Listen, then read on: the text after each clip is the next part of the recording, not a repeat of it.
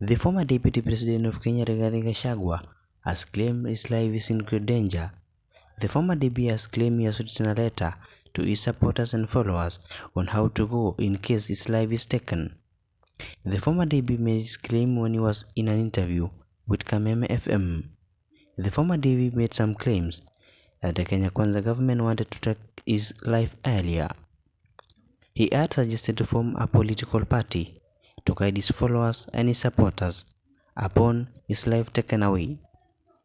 He said this in an interview in a local radio station. The former DP claimed that Kenya Kwanza government sent him goons to attack him during a funeral in Limuru. Remember to like, to share and subscribe for more investigative videos at DKL Investigative. Thank you for watching this video and remember to stick to DKL Investigative for more news.